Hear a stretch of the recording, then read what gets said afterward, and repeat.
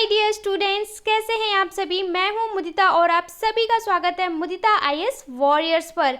Class 9th की worksheet number 32 solve करने वाले हैं आज हम। और ये वर्कशीट 16 सितंबर 2020 की वर्कशीट है जिसे हम सॉल्व करेंगे।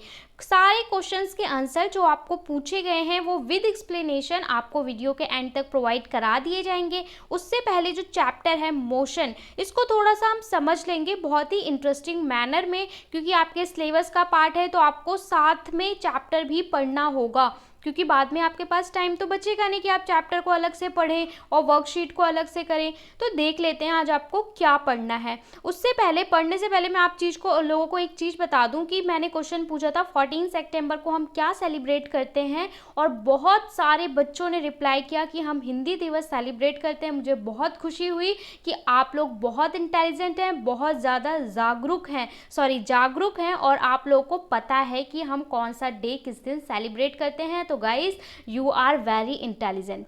उसके बाद स्टार्ट करते हैं मोशन। मोशन में हमें पढ़ना है ज्योग्राफिकल रिप्रेजेंटेशन ऑफ स्पीड। अभी तक हमने स्पीड को देखा, वेलोसिटी को देखा, एक्सेलरेशन को देखा, और इन तीनों टर्म्स को हमने फॉर्मूले देखे, क्वेश्चन सॉल्व करके देख लिए। लेकिन आज हम ज्योग्राफिकल रिप्रेजेंटेशन देखने वाले हैं, यानी कि हम ग्राफ आपने देखा है ना, ग्राफ होता है ग्रीन कलर का, ड्रॉ करते हैं, मैप बनाते हैं, प्लॉटिंग करते हैं। तो ग्राफ से आप कैसे कैलकुलेशन कर सकते हैं, इस चीज़ को समझने वाले हैं। देखिए, आपके ज्ञान भैया और जिज्ञासा दीदी ऑलरेडी मौजूद हैं। तो सबसे पहले जो ज्ञान है वो क्वेश्चन कर रहे हैं, देखते हैं क्या क्वेश्चन पूछते हैं। जिज्ञासा दीदी, we can calculate the speed of an object by the distance time graph. हम लोग डिस्टेंस टाइम ग्राफ से कैसे कैलकुलेट कर सकते हैं स्पीड। क्या आपने सोचा है कि अगर आपको वैल्यू ना दी जाए, ग्राफ रिप्रेजेंटेशन दिया जाए, एक ग्राफ दिया जाए और बोले कि आप स्पीड बताइए, तो आप कैसे निकालेंगे। तो देखिए, उसके लिए क्या रिप्लाई करती हैं जिज्ञासा। Gyan, we know that the linear motion में बी यूनिफॉर्म और नॉन यूनिफॉर्म मोशन। तो वो कहती हैं कि जो लीनियर मोशन होता है वो आइदर यूनिफॉर्म हो सकता है या नॉन यूनिफॉर्म। और आप सब जो भी मेरी वर्कशीट डेली देखते हैं उन्हें पता है कि यूनिफॉर्म और नॉन यूनिफॉर्म में क्या डिफरेंस होता है। यूनिफॉर्म मोशन क्या होता है, जो इक्वल चेंज, एक टाइम के साथ आपका बराबर चेंज हो रहा है, आप सेम डिस्टेंस कवर कर रहे हैं, तो वो यूनिफॉर्म। और अगर टाइम के साथ आप अनइक्वल डिस्टेंस ट्रेवल कर रहे हैं तो वो क्या होता है, नॉन यूनिफॉर्म। ठीक है। When an object covers equal distance in equal interval of time, it is non as uniform speed. ये आप सब जानते हैं। इसके बाद speed of an object can be represented by distance time graph. तो जो स्पीड का आपने फॉर्मूला देखा था, स्पीड का फॉर्मूला क्या होता है, थोड़ा सा रिकॉल कर लेंगे। स्पीड होता है हमारा डिस्टेंस अपॉन में टाइम। ये आप सब लोग बचपन से जानते हैं, ठीक है, जब से आप स्पीड पढ़ रहे हैं तब से जानते हैं।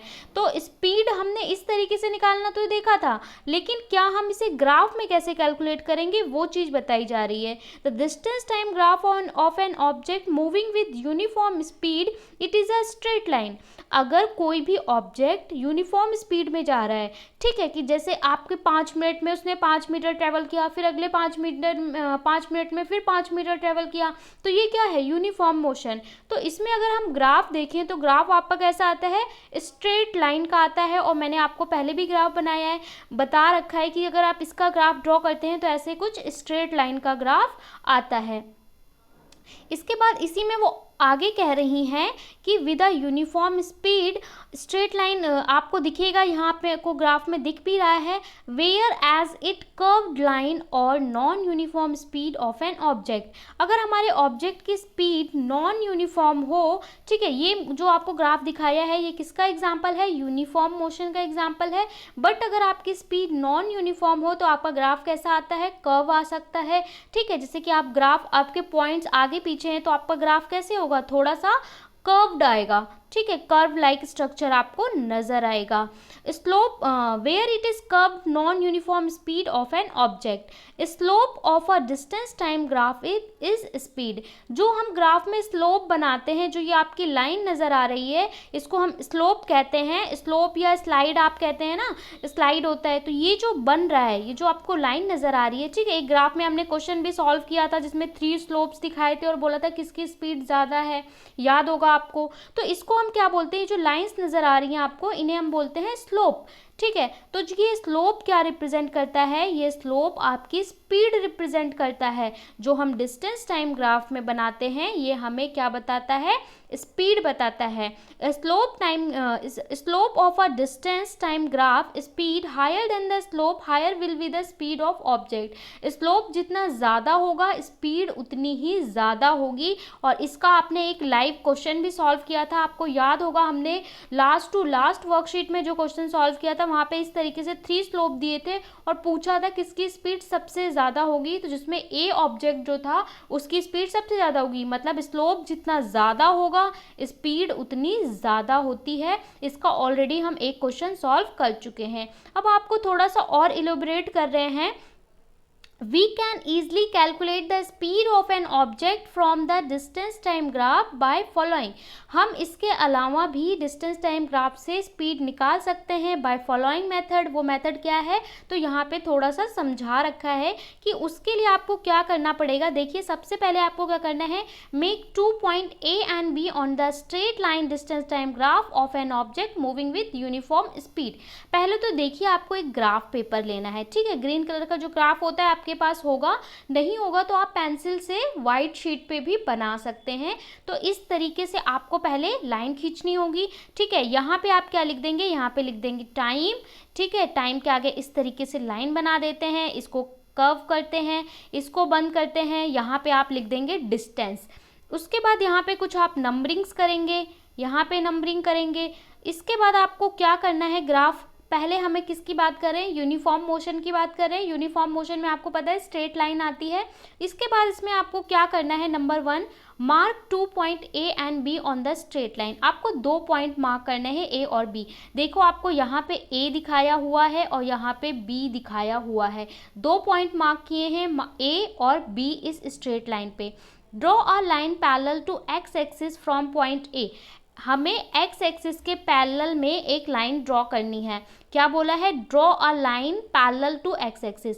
आपको पता है जो ये हमारी ये वाली लाइन होती है इसको हम x एक्सिस बोलते हैं, और जो आपकी ये लाइन होती है यानी वर्टिकल, इसे हम क्या बोलते हैं, y एक्सिस बोलते हैं। तो यहाँ पे इन्होंने बोला है कि आपको x एक्सिस के पैरेलल में एक लाइन ड्रॉ करनी है, मतलब इस तरीके से एक लाइन ड्रॉ करनी है, ठीक है। और उसके बाद क्या करना है, to x axis from point B there are 2 lines meet at point C, make a triangle ABC। in triangle AC shown point T2 minus T1। ठीक है, तो अब मैं आपको इस कॉन्सेप्ट को थोड़ा समझा दूं, पढ़ने में आपको शायद समझ में ना आए। देखिए आपको ग्राफ बनाना है, ग्राफ में आपका जो ये लाइन खींची है आपने, कर्व खींचा है, यहाँ पे 2 पॉइंट लेने हैं। एक आपने ले लिया A, एक ले लिया B। अब जो ये A पॉइंट है यहाँ से आपको क्या करना है, एक लाइन खींचनी है ऐसे, ठीक है। जब आप ऐसे लाइन खींचते हैं तो इसे हम क्या बोलते हैं, एक्स एक्सिस के पैरेलल में। ये जो आपकी लाइन है ये क्या है, एक्स एक्सिस। इसके पैरेलल में कोई भी लाइन खींचेंगे तो क्या होगा, एक्स एक्सिस के पैरेलल में। फिर इस लाइन को नीचे लाएंगे तो ये वाली लाइन जो होगी वो क्या होगी, वाई एक्सिस के पैरेलल में। इसी तरीके से B पॉइंट पे भी एक लाइन खींचेंगे, उसे भी नीचे मिला देंगे। अब देखो जो ये वाली लाइन है ये किसको दिखा रही है, टाइम को दिखा रही है। तो हम टाइम को दिखा रहे हैं, तो ये कह रहे हैं जो पहला लाइन आई उसको हम बोल देंगे T1 टाइम और दूसरी वाली लाइन को हम बोल देंगे T2 टाइम, ठीक है। पहला टाइम T1 टाइम, दूसरा T2 टाइम। यहाँ पे वैल्यू होंगी, अभी वैल्यू नहीं है इसलिए हम T1 या T2 कह रहे हैं। हो सकता है यहाँ पे 5 मिनट हो, यहाँ पे 10 मिनट हो, तो अभी हमारे पास वैल्यू नहीं है इसलिए हम यहाँ पे T1 T2 रख रहे हैं, ठीक है। जैसे आप x1 x2 रखते हैं वैसे ही। उसके बाद डिस्टेंस को हम S बोलते हैं। तो यहाँ पे T1 है तो यहाँ पे जो लाइन कनेक्ट है इसको हम S1 बोल देंगे, और ये लाइन देखिए जो आ रही है इसको हम क्या बोल देंगे, S2 बोल देंगे। तो आप देखिए जो आपका फॉर्मूला होता है डिस्टेंस टाइम ग्राफ का, उसमें फॉर्मूला क्या होता है, स्पीड होता है डिस्टेंस अपॉन में टाइम, ये आप जानते हैं। तो आपको वही करना है, बस यहाँ पे डिस्टेंस में क्या लिख देना है, डिस्टेंस में S2 माइनस S1, यानी कि पहला जो डिस्टेंस है वो माइनस S2 माइनस S1, और यहाँ पे T2 माइनस T1, यानी कि 2 टाइम के बीच का जो डिफरेंस है उसको अगर हम कैलकुलेट करके निकालते हैं तो हम ग्राफ से भी स्पीड कैलकुलेट कर सकते हैं। देखो अब आपको यहाँ पे ग्राफ जो दिखाया हुआ है, यहाँ टाइम दिखाया हुआ है, यहाँ पे डिस्टेंस दिखाया हुआ है। अब देखिए यहाँ पे दो टाइम ले लिया है t1 t2 और यहाँ पे s1 s2 ले लिया हुआ है। अब यहाँ पे 38 माइनस 28 क्या कर रखे हैं, डिस्टेंस को माइनस कर दिया है। एक डिस्टेंस में से दूसरा डिस्टेंस माइनस, यहाँ पे एक टाइम में से दूसरा टाइम माइनस, तो क्या आ जाएगा 10/14, यानी कि उसके बाद डिवाइड करके आपका आंसर आ गया 0.71 किलोमीटर पर मिनट।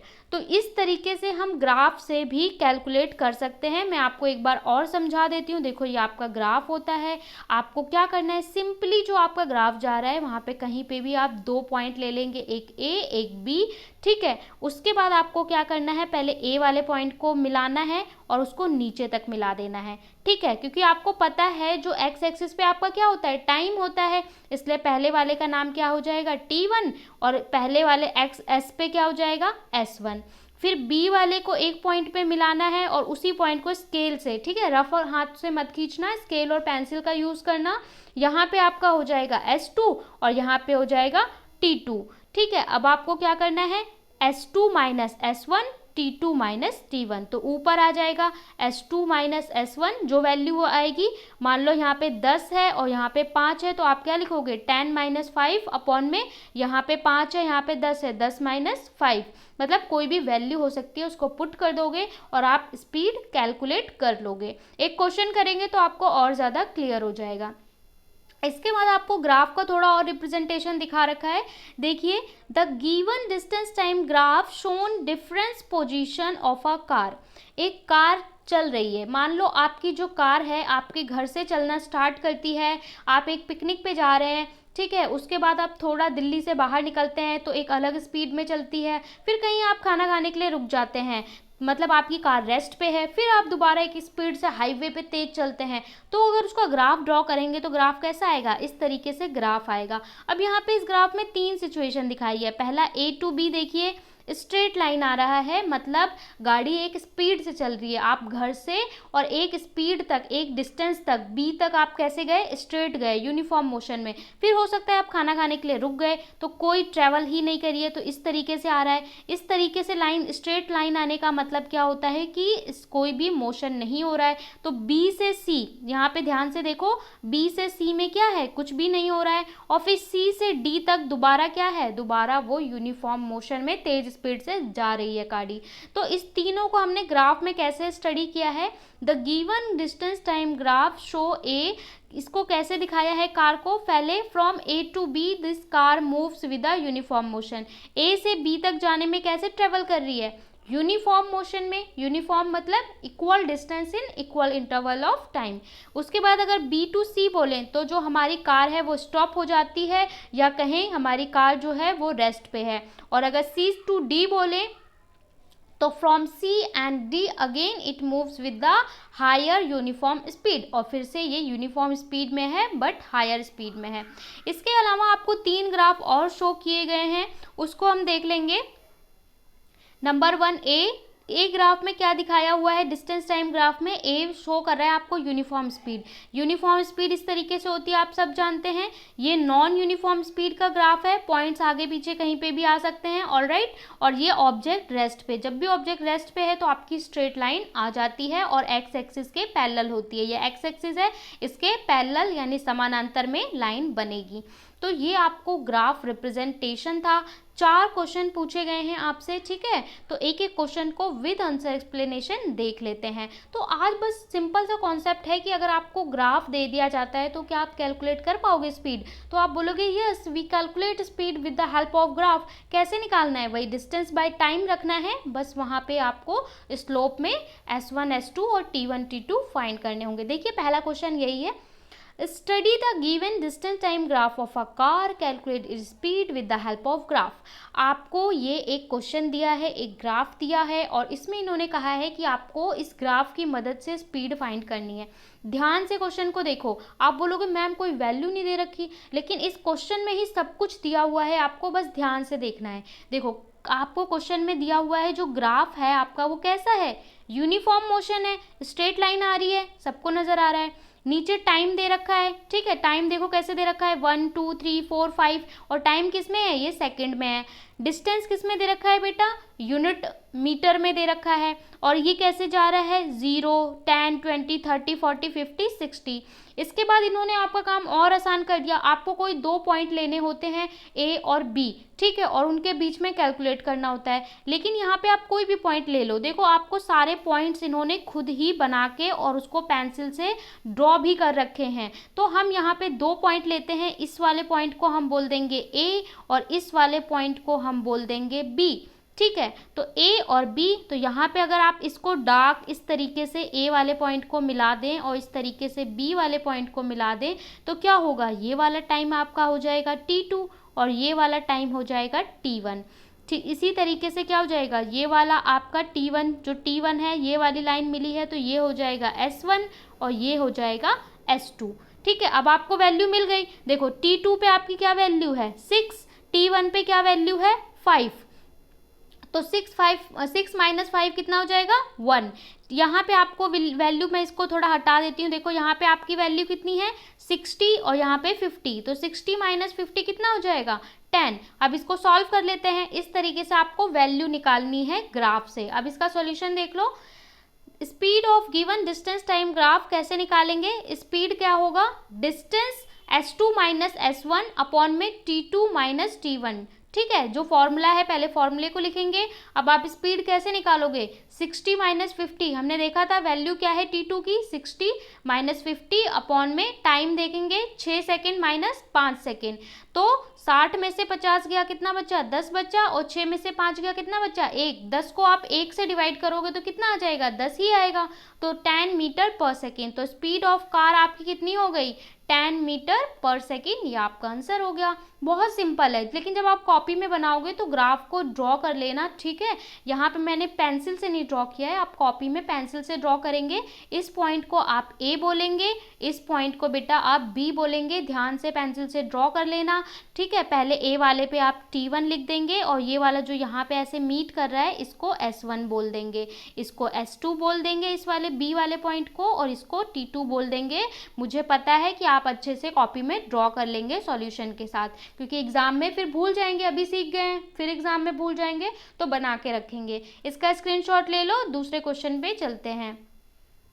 सेकेंड क्वेश्चन में बोला है state 2 difference between uniform and non uniform speed.